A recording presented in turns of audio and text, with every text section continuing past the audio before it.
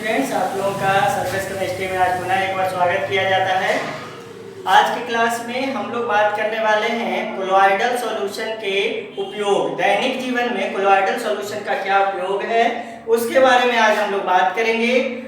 जैसे बहुत सारे उद्योगों में इस कोलॉइडल सॉल्यूशन का उपयोग किया जाता है बहुत सारे पदार्थ को बनाने में। जैसे मान के चलिए कि डेयरी प्रोडक्ट जितने भी आते हैं मार्केट में आप देखे होंगे, जैसे कि दूध को या फिर दूध को बनाने में, या फिर अगर आप बात करें तो मक्खन को बनाने में, दही को बनाने में, इन सब चीज़ों को बनाने में कोलॉइडल सॉल्यूशन का उपयोग किया जाता है। उनको प्रिजर्वेटिव के रूप में उपयोग किया जा सकता है कि मतलब मान लीजिए आप देखते होंगे कि बहुत सारे ऐसे मिल्क प्रोडक्ट्स जो होते हैं वो काफ़ी दिनों तक पैकेजिंग किए हुए रहते हैं, जिसका उपयोग हम लोग दैनिक जीवन में करते हैं। तो ये इन सबों में कोलॉइडल सॉल्यूशन का प्रिजर्वेटिव के रूप में भी उपयोग किया जा सकता है। एज वेल एज इनका उपयोग चर्म उद्योग में किया जाता है, औषधि को बनाने में किया जाता है, और दैनिक जीवन में क्या क्या उपयोग हैं उनके बारे में डिटेल्स में हम लोग स्टडी करने वाले हैं। तो चलिए सबसे पहले हम लोग यहाँ पे हेडिंग लिखते हैं कोलॉइडल सॉल्यूशन का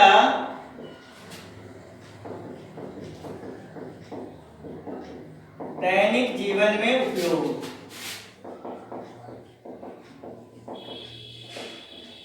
चलिए हेडिंग हम लोगों को मिल गया है कोलॉइडल सॉल्यूशन का दैनिक जीवन में उपयोग। और इस दैनिक जीवन में उपयोग का सबसे पहला बात कर लेते हैं वर्षा, रेन। ध्यान दीजिएगा वर्षा के बारे में, रेन के बारे में, कोलॉइडल सॉल्यूशन का कैसे फॉर्मेशन होता है और किस प्रकार से क्लाउड बनते हैं यानी बादल बनते हैं, और उस बादलों का क्या होता है कि वर्षा के बूंदों के रूप में परिवर्तन होने के बाद हमारे जमीन पे वर्षा के रूप में आते हैं। अब देखिए ध्यान दीजिए, होता क्या है कि हमारे वातावरण में बहुत सारे छोटे छोटे डस्ट पार्टिकल्स हैं यानी धूल कण हैं। इन धूल कणों के चारों तरफ जल वाष्प जो है वो संघनित होता चला जाता है। जैसे ध्यान दीजिए, मान लिया जाए कि 1 2 3 4 हम धूल कण ले रहे हैं, और इन 4 धूल कणों के चारों तरफ इस तरह से क्या होगा कि जल वाष्प संघनित होता चला जाएगा, और जल वाष्प संघनित होने के कारण क्या हो जाएगा, बादल का निर्माण हो जाएगा। देखिए आप कुछ इस प्रकार से।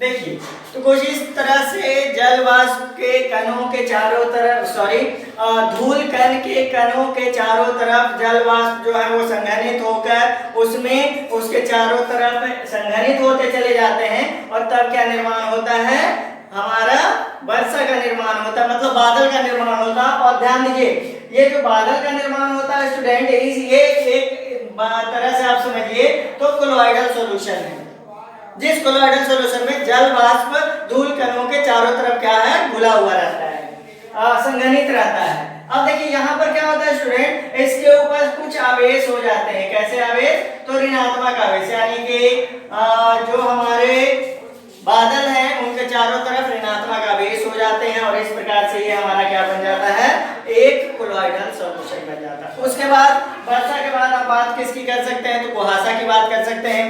कुहासा भी एक प्रकार का कोलॉइडल सॉल्यूशन ही है। कुहासा कैसे कोलॉइडल सॉल्यूशन है, तो ध्यान दीजिएगा स्टूडेंट, होता क्या है कि जब हमारे वातावरण का तापमान बहुत कम हो जाता है, तो वातावरण का तापमान जब बहुत कम हो जाता है तो होता क्या है कि वातावरण में उपस्थित जल वाष्प जो हैं वह जल वाष्प धूल कणों के चारों तरफ संघनित होते चले जाते हैं, और ये संघनित होकर क्या निर्माण कर देते हैं, जल वाष्प का निर्माण, कुहासा का निर्माण कर देते हैं। तो ये कुहासा हो गया, या फिर हम बात करें बादल की बात करें, ये सारे क्या है, हमारे कोलॉइडल सॉल्यूशन है। तो चलिए हम बात करते हैं, यहाँ पे हम लिखेंगे कुहासा तथा वर्षा।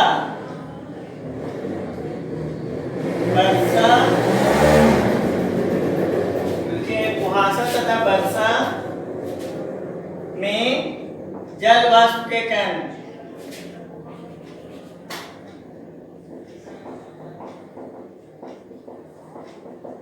कोलॉइडल बिलियन का ही उदाहरण है। ये तो होगी पहली बात। दूसरी, आकाश का रंग नीला दिखाई पड़ना। अब देखिए, ये दूसरी बातें हैं जो कि कोलॉइडल सॉल्यूशन के बारे में हम लोग बात करेंगे कि हम लोगों का आकाश, हम लोग जब जमीन से आकाश को देखते हैं तो आकाश का रंग नीला दिखाई देता है, जबकि आकाश से मतलब धरती के बाहर जाकर स्पेस से हम लोग धरती को देखते हैं तो धरती हमारा नीला दिखाई देता है। यानी जमीन से अगर हम लोग धरती पर से आसमान को देखें तब भी आसमान कैसा दिखाई देता है? नीला दिखाई देता है। और उसकी वजह यह है स्टूडेंट कि हमारे वातावरण में उपस्थित जो गैस मॉलिक्यूल्स है या धूल कण है, उन सबों में सूर्य के प्रकाश का जो नीला रंग है वह सबसे ज्यादा प्रकीर्णन होता है उसका, और सबसे ज्यादा प्रकीर्णन होने की वजह से आकाश का रंग कैसा दिखाई देता है? तो नीला दिखाई देता है। और ये जो प्रकीर्णन की प्रक्रिया है, किसकी प्रक्रिया है? तो आपने पढ़ा था टिंडल इफेक्ट, जो कि स्कैटरिंग ऑफ लाइट के बारे में बताता है। और उसी टिंडल इफेक्ट और स्कैटरिंग ऑफ लाइट की वजह से आकाश का रंग नीला दिखाई देता है। और यह एक भौतिक गुण है। किसका भौतिक गुण है? तो कोलॉइडल विलयन का एक भौतिक गुण है।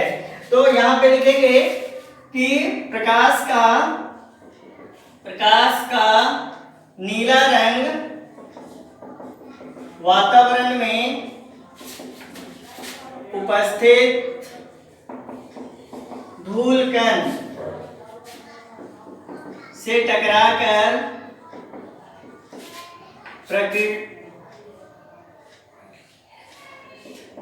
प्रकीर्णित हो जाता है, जो कोलॉइडल विलयन के रूप में, जो कोलॉइडी विलयन के रूप में हमें नीला दिखाई पड़ता है। यानी कि क्या हो गया स्टूडेंट कि धूल कण जो वातावरण में उपस्थित है, यानी कि हमारा जो वातावरण है उस वातावरण में जब सूर्य का प्रकाश आता है तो सूर्य के प्रकाश का नीला रंग जो है वो प्रकीर्णित हो जाता है, और प्रकीर्णित होने की वजह से आसमान का रंग हमें कैसा दिखाई देता है? नीला दिखाई देता है। अब आगे बात करें तीसरा, तो रक्त, जिसको कि ब्लड कहते हैं। ये जो ब्लड आपका है, ये भी ब्लड एक कोलॉइडल सॉल्यूशन है, कोलॉइडी विलयन है। तो ब्लड कैसे कोलॉइडी विलयन है, कैसे हम इसके बारे में समझेंगे कि ब्लड एक कोलॉइडी विलयन है? तो ध्यान दीजिए, ब्लड में प्लाज्मा में आरबीसी, डब्ल्यूबीसी तथा प्लेटलेट्स, क्या लिखेंगे? प्लाज्मा में आरबीसी, डब्ल्यूबीसी, प्लेटलेट्स घुले होते हैं,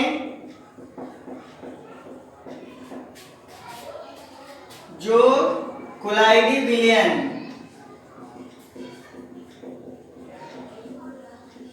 बनाते हैं। तो ये तो हो गया रक्त के बारे में। चौथा बात कीजिए मिट्टी।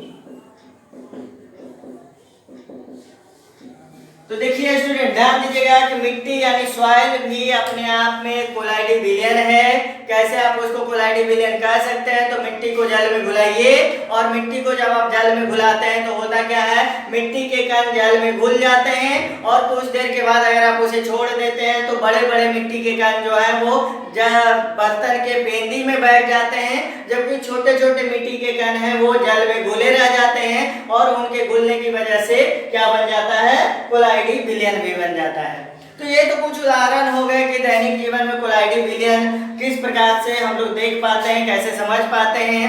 और अगर आगे हम बात करें तो पांचवा में हम क्या लिखेंगे? दुग्ध उत्पाद। जैसे दुग्ध उत्पाद में आप लिख सकते हैं क्या? दूध, दही, मक्खन, घी इत्यादि। ये सारे क्या है स्टूडेंट?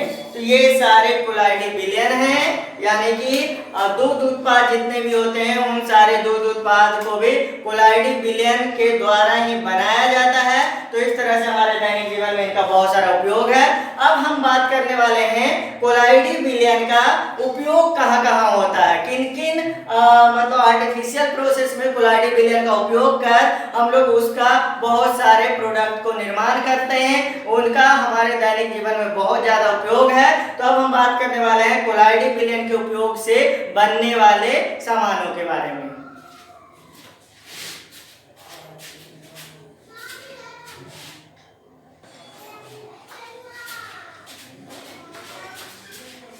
और देखिए आगे ध्यान दीजिए कि कोलाइडल विलयन बनाकर हम लोग बहुत सारे उत्पादों का निर्माण करते हैं। जैसे सबसे पहला बात हम करते हैं कोलाइडल सॉल्यूशन का दैनिक जीवन में उपयोग के बारे में अगर हम लोग बात करें तो सबसे पहले हम लोगों को बात करनी चाहिए किसके बारे में, तो औषधियों के बारे में हम लोग बात करते हैं। आप बाजार में औषधियों के निर्माण में यहाँ पे हम लिखेंगे औषधियों के निर्माण में। ध्यान देना है क्या हो गया, औषधियों के निर्माण में, मतलब बहुत सारे औषधि मेडिसिन को कोलाइडल सॉल्यूशन के रूप में बनाया जाता है। जैसे आप बात कर सकते हैं किसके बारे में, तो आंख में डालने वाले जो ड्रॉप्स होते हैं, यानी कि जो आई ड्रॉप्स होते हैं, ये सारे आई ड्रॉप्स एक कोलाइडल विलयन हैं जो आइसोटोनिक इन नेचर होते हैं। आइसोटोनिक का मतलब क्या, कि हमारे आंखों के अंदर का जो लिक्विड है उस लिक्विड का जो कॉन्सेंट्रेशन होता है उसी कॉन्सेंट्रेशन के बराबर आई ड्रॉप के विलयन का भी कॉन्सेंट्रेशन होता है। और आई ड्रॉप का विलयन किस रूप में उपयोग किया जाता है, तो कोलाइडल विलयन के रूप में बनाया जाता है, जिसका उपयोग हम लोग क्या करते हैं, आंखों में करते हैं। तो जैसे एक उदाहरण देखिए यहाँ पे आई ड्रॉप के रूप में, आई ड्रॉप के रूप में, आई ड्रॉप के रूप में अगर बात करें तो क्या कर सकते हैं हम लोग, जैसे आर्जिटॉल होता है, आर्जिटॉल, ये क्या है कि यह एक सिल्वर का कोलाइडी विलयन है।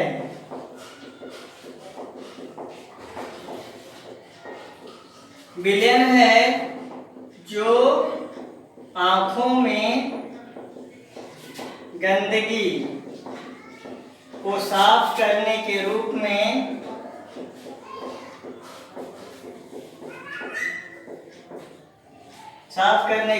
में उपयोग किया जाता है।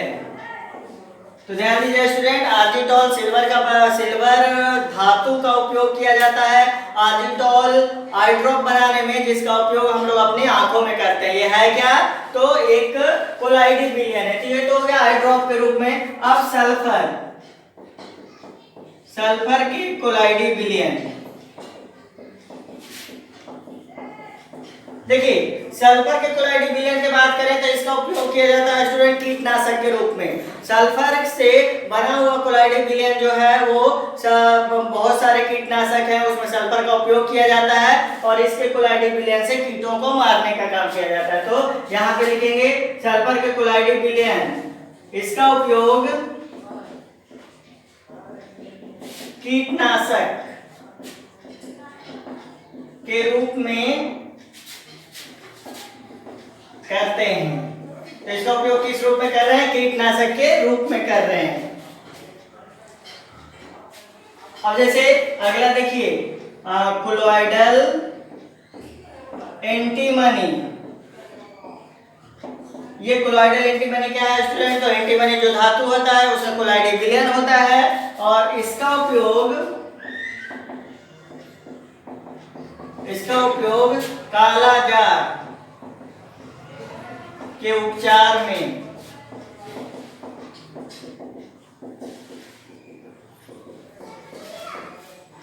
उसके अलावा आप क्या लिख सकते हैं, जैसे एंटासिड हो गया, कफ सिरप हो गया, टॉनिक्स हो गए इत्यादि, एक कोलाइडी विलयन होते हैं।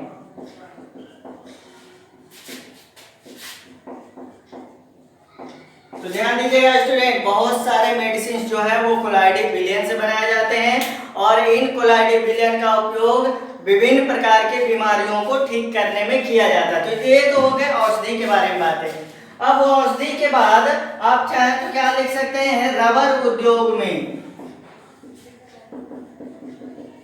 अब देखिए रबर उद्योग में जैसे आप ध्यान दीजिए कि लेटेक्स का इमल्सन तो आप समझते ही होंगे जिसको पायस कहते हैं। लेटेक्स भी द्रव अवस्था में रहेगा और फिर क्या रहेगा, जल भी द्रव अवस्था में रहेगा और दोनों के मिश्रण से लेटेक्स का इमल्सन बनेगा।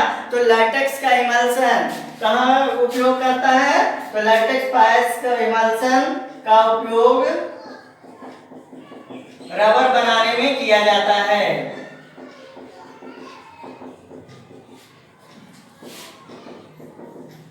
अब इसके आगे बात करेंगे चर्म उद्योग में।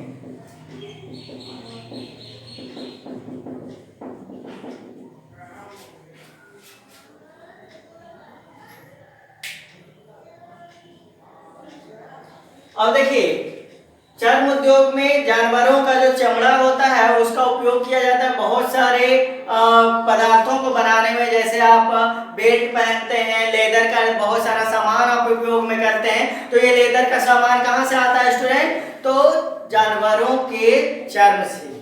अब जानवरों के चर्म के ऊपर एक ऋणात्मक आवेश होता है, जो ऋणात्मक आवेश क्या करता है, प्रोटीन घुलाता है, जिसकी मदद से क्या हो पाता है, बहुत सारे सामानों का उपयोग हो पाता है। यहाँ पे लिखेंगे कि चर्म में उपस्थित प्रोटीन चर्म के ऊपर ऋणात्मक आवेश होता है,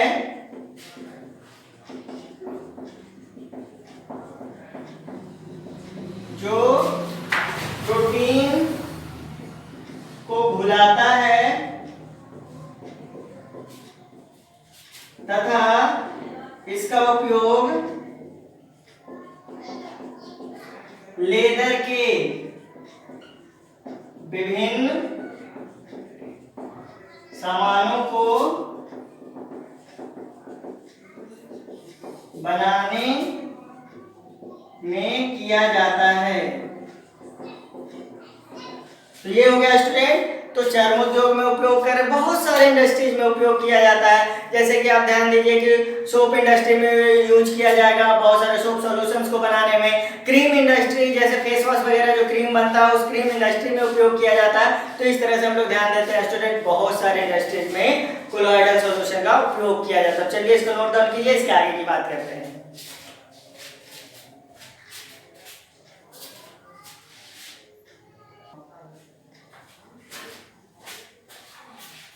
अब चलिए स्टूडेंट इसके आगे बात करते हैं। जैसे कि हम लोग एक और बात कर सकते हैं कि गंदे जल जो होते हैं, जैसे नदियों का जो जल होता है उसके शुद्धिकरण में भी हम लोग क्या करते हैं, कोलाइडल विलयन का उपयोग करते हैं। तो देखिए यहाँ पे लिखेंगे जल को स्वच्छ बनाने में।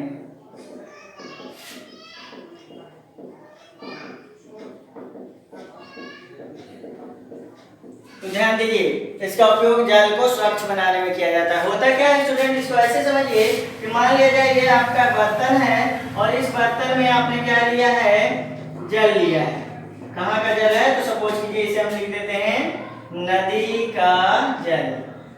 तो आपने इस बर्तन में क्या लिया, नदी का जल लिया और इसमें आप क्या ऐड कर रहे हैं, पोटास एलम। तो ध्यान दीजिए नदी के जल में जो गंदगी उपस्थित होते हैं स्टूडेंट, उस गंदगी के ऊपर ऋणात्मक आवेश होता है। ध्यान दीजिएगा क्या मान लीजिए ये धूल कण की गंदगी है और उसके ऊपर कैसा आवेश है, तो ऋणात्मक आवेश है। अब देखिए ये ऋणात्मक आवेश वाले धूल कण किसमें मिले हुए हैं, तो जल में मिले हुए हैं, जिसके कारण जल हमारा क्या है, गंदा है।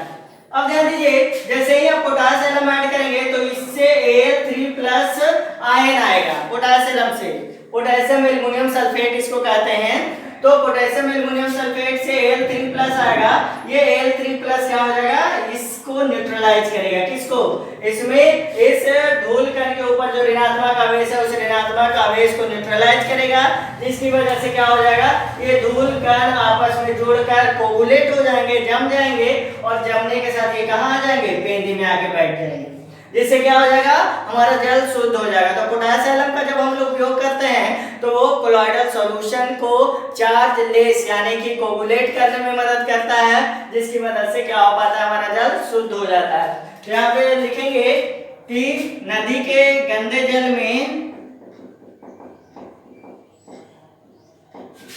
में जब पोटाश एलम को मिलाया जाता है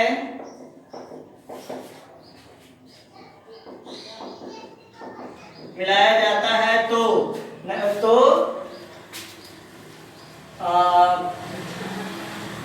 गंदगी के कणों के ऊपर के ऋणात्मक आवेश को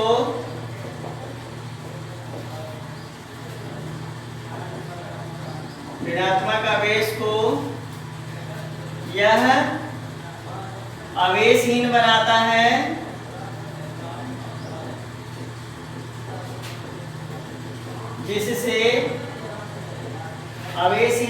है, जिससे गंदगी कोगुलेट होकर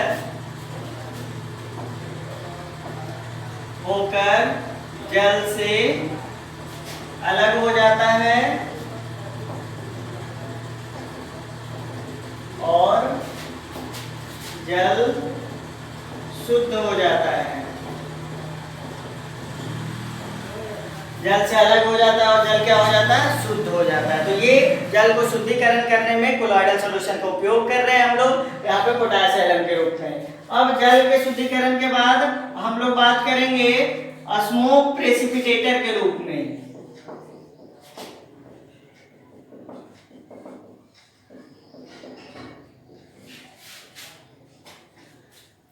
और देखिए स्मोक प्रेसिपिटेटर क्या होता है स्टूडेंट, आप ध्यान दिए होंगे कि बड़े बड़े चिमनियों से, बड़े बड़े उद्योगों से, जो चिमनी होते हैं उद्योगों में लगे हुए, उन चिमनियों से काला काला धुआं निकलता है, जिससे क्या होता है, हमारा वातावरण बहुत ज्यादा दूषित हो जाता है। तो गवर्नमेंट का गाइडलाइंस क्या है कि उन चिमनियों के ऊपर स्मोक प्रेसिपिटेटर लगाना चाहिए। यह क्या करता है स्टूडेंट, तो उन चिमनियों में लगने के बाद ये क्या करेगा कि उससे धुआं में उपस्थित जो कार्बन के कण हैं उन कार्बन के कणों को ये अलग करता है, और उसके बाद अगर उससे निकलने वाले धुएं को छोड़ा जाए वातावरण में तो हमारा वातावरण दूषित होने से बच जाता है। होता क्या है, यहाँ पे ध्यान दीजिए,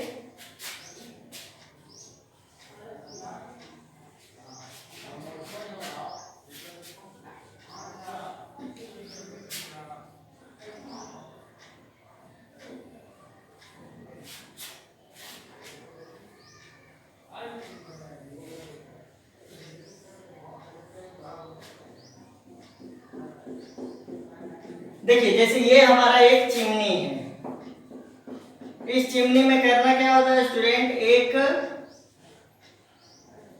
इस तरह से हम लोग इसमें क्या करते हैं कि उच्च विभवांतर के लिए इलेक्ट्रोड इसमें डालते हैं। क्या डालेंगे, इलेक्ट्रोड, और इस इलेक्ट्रोड से क्या करेंगे, हाई पोटेंशियल इलेक्ट्रिसिटी प्रोवाइड करेंगे।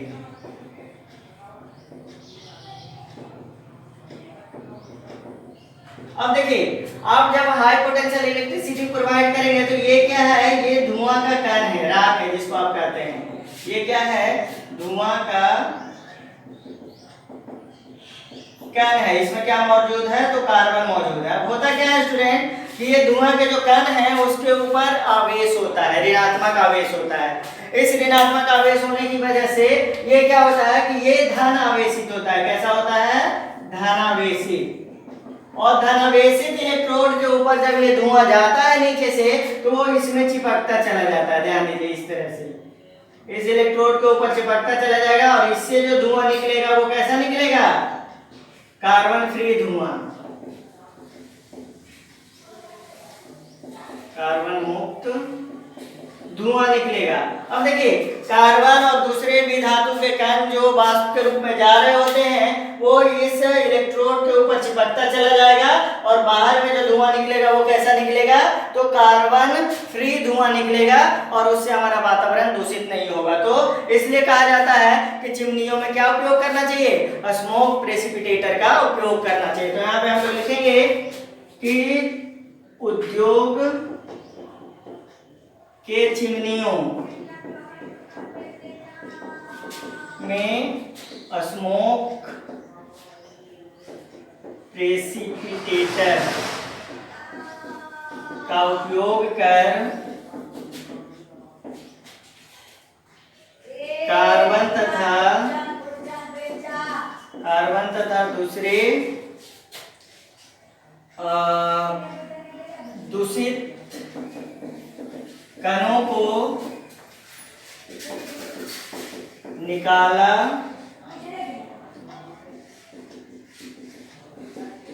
जाता है।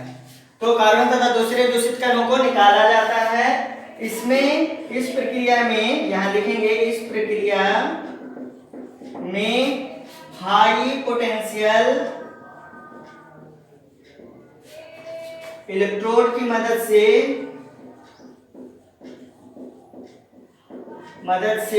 ऋणावेशित कणों को आवेशहीन बनाया जाता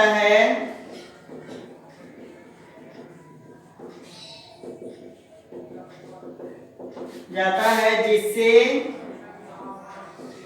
वे क्या लिख सकते हैं, अवक्षेपित होकर नीचे गिर जाते हैं तथा धुआं कार्बन मुक्त हो जाता है। तो धुआं कैसा हो गया स्टूडेंट, कार्बन मुक्त हो गया। और इस प्रकार से वातावरण में जब इस धुआं को हम लोग फैलाएंगे, वातावरण में जब छोड़ेंगे तो हमारा वातावरण कम दूषित होगा। पूरी तरह से ऐसा नहीं हो सकता है कि वातावरण दूषित ना हो, लेकिन दूषित होने की जो मात्रा है वो कम हो जाएगी। तो चलिए इसको नोट कीजिए। इसके बाद दो और हैं, डेल्टा का निर्माण कैसा होता है और फिर कृत्रिम वर्षा कैसी होती है, इन दोनों के बारे में हम लोग बात करते हैं।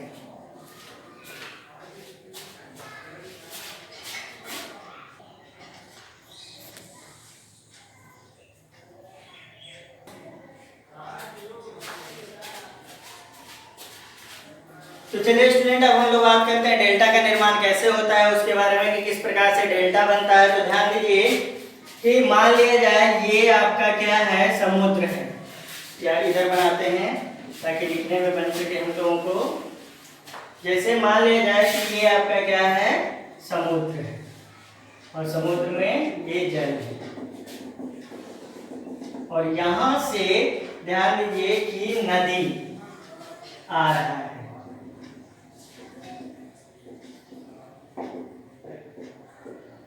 ये नदी है। अब देखिए नदी के जो कण होते हैं स्टूडेंट, इसमें बहुत सारे धूल कण हो सकते हैं। धूल कण, बालू के कण, ये सब नदी के पानी में होता है। ये क्या हो गए, बालू तथा मिट्टी के कण। और ध्यान दीजिए बालू तथा मिट्टी के कण जो होते हैं वो किस तरह से होते हैं, तो ऋणावेशित होते हैं। ऋणावेशित, तो यानी बालू तथा मिट्टी के जो कण होते हैं वो ऋणावेशित होते हैं। यानी मान लिया जाए ये जो कण है इसके ऊपर कैसा आवेश होगा, तो ऋणात्मक आवेश होगा। ये ऋणात्मक आवेश होने की वजह से एक दूसरे से दूर रहते हैं और ये कभी भी कोगुलेट नहीं होते हैं। अब ये जो नदी का जल यहाँ पे गिरेगा स्टूडेंट, तो ध्यान दीजिएगा ये जो समुद्र है आपका, इस समुद्र में बहुत सारे धात्विक आयन सॉल्ट के रूप में मौजूद रहते हैं, लवण के रूप में। जैसे आपको पता होगा सोडियम क्लोराइड रहता है, मैग्नीशियम क्लोराइड रहता है, ये सारे क्या होते हैं, लवण के रूप में इसमें मौजूद रहते हैं। जैसे देखिए Na+Cl- Mg+2Cl-, इस तरह से इसमें क्या रहेंगे, लवण के कण मौजूद रहेंगे और उन लवण के कणों में धात्विक धनायन मौजूद होते हैं। अब ध्यान दीजिए, ये जो धनायन यहाँ पर, ये जो कण के ऊपर ऋणात्मक आवेश है, ये धनायन यहाँ आके इसको क्या कर देगा, आवेशहीन कर देगा।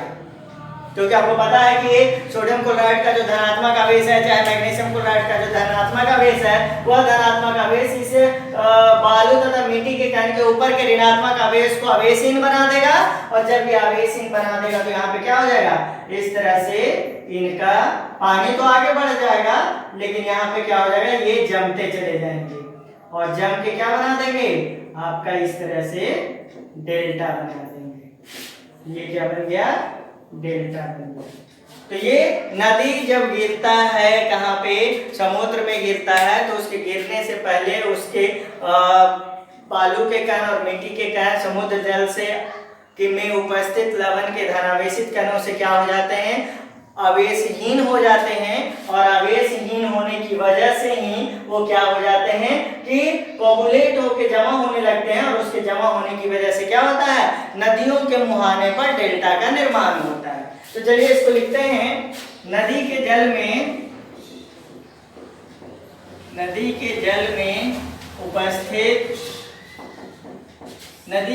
में उपस्थित बालू तथा मिट्टी के कणों के ऊपर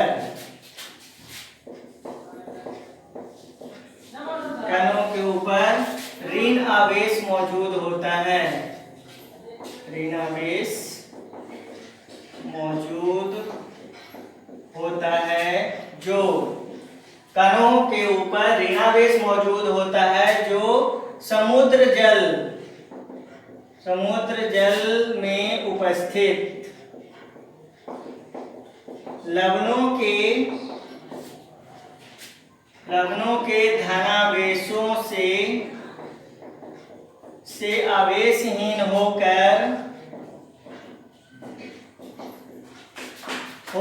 नदियों के मुहानों पर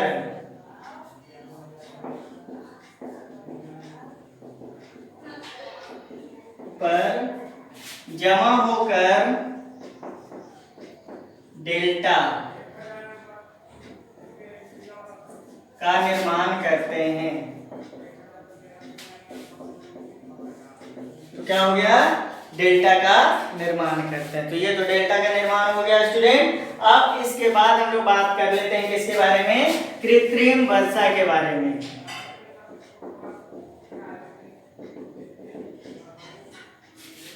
देखिए, कृत्रिम वर्षा के बारे में हम आपको ये बताना चाहेंगे कि होता कैसा है, जिसको कि हम लोग क्या कहते हैं, आर्टिफिशियल रेनिंग कहेंगे।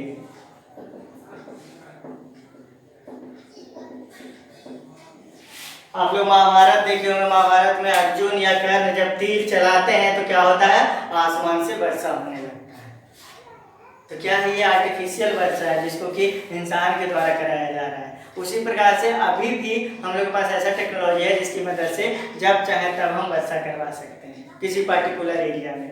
कैसे करवा सकते हैं, तो ध्यान दीजिए, होता क्या है कि ये जो वायुमंडल है आपका, उस वायुमंडल में उपस्थित, जैसे आप ये समझिए कि आपके क्या हैं, बादल हैं। क्या है उपस्थित, बादल हैं।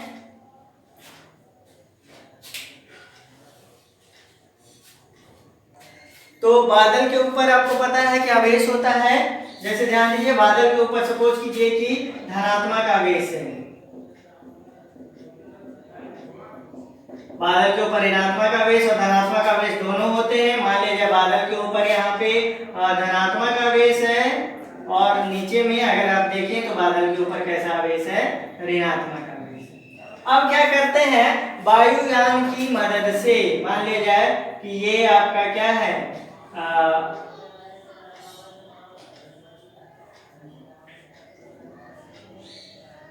ये क्या हो गया, आपका एरोप्लेन हो गया। एरोप्लेन की मदद से क्या करते हैं हम लोग, यहाँ पे रेत के कण, यहाँ पे देखिएगा किसके कण, रेत के कण, जो किस आवेश के होते हैं, विपरीत आवेश के होते हैं। तो रेत के कण जो विपरीत आवेश के होते हैं उनको इसके ऊपर गिराया जाता है, किसके ऊपर, बादलों के ऊपर। और बादलों के ऊपर जब विपरीत आवेश वाले बालू के कणों, रेत के कणों को जब गिराया जाता है तो वो क्या करते हैं कि इसको न्यूट्रलाइज कर देंगे, यानी कि यह क्या हो जाएगा, आवेशहीन हो जाएगा। और जैसे ही आवेशहीन हो जाएगा तो अगर ये आपका धरती है तो इस धरती के ऊपर बूंदों के रूप में वर्षा गिरने लगेगी, और इसी को हम लोग क्या कहते हैं, कृत्रिम वर्षा कहते हैं। यानी कि हम लोग आर्टिफिशियल वर्षा करवा रहे हैं अपने जरूरत के मुताबिक। और चीन में ज्यादातर जगहों पे कृत्रिम वर्षा करवाई जाती है, जिससे होता क्या है कि वर्षा उन्हीं जगहों पे हो पाती है जहाँ पे उसकी जरूरत है, और इससे उनके खेतों को फायदा हो पाता है। तो यहाँ पे लिखेंगे कृत्रिम वर्षा में कि बादल के ऊपर आवेश मौजूद होता है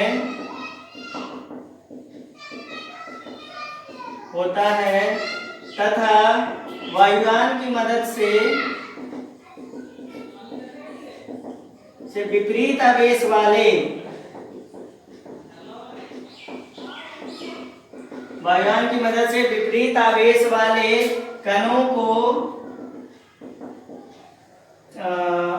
रेत के कणों को आवेश वाले रेत के कणों को जब उसके ऊपर गिराया जाता है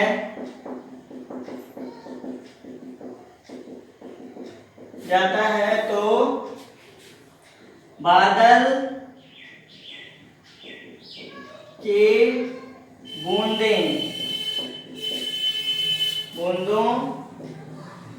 बादल के बूंदे क्या हो जाएंगी, आवेशहीन होकर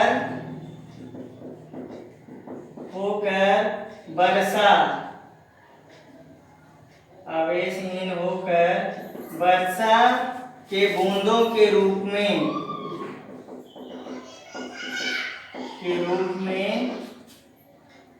धरती पर गिरने लगती है, जिसे कृत्रिम वर्षा कहते हैं। तो ये कृत्रिम वर्षा हो गया, जो कि करवाया जाता है, बहुत सारे देशों में करवाया जाता है, खास करके चीन वगैरह में इसका उपयोग ज्यादा होता है। तो ये सारे क्या हो गए, कोलोइडल सॉल्यूशन के दैनिक जीवन में उपयोग हो गया। स्टूडेंट, इसके साथ ही हमारा ये चैप्टर समाप्त होता है। इस चैप्टर से रिलेटेड अगर किसी तरह का कोई आपको डाउट्स है जो क्लियर नहीं हो रहा है तो you can ask in your comment. आप अपने कमेंट में क्वेश्चन पूछ सकते हैं, उसको आपको रिप्लाई किया जाएगा। और आप चाहें तो ये भी कमेंट कर सकते हैं कि ये जो चैप्टर आपने पढ़ा, क्या चैप्टर आपको पूरी तरह से समझ में आया, और अगर समझ में आया तो आप उसे बता सकते हैं कि हाँ मुझे समझ में आया। अगर नहीं समझ में आया तो आप बता सकते हैं कहाँ आपको नहीं समझ में आया, उसको क्या करेंगे, फिर से दोबारा आपको समझाने की कोशिश करेंगे। तो ओके स्टूडेंट, आप क्या कीजिए, इसको पहले नोट डाउन कर लीजिए, और इसी के साथ आपका ये चैप्टर समाप्त होता है। हम लोग अब दूसरे चैप्टर में मिलेंगे। Okay, that's all. Thanks for watching this video. Goodbye student.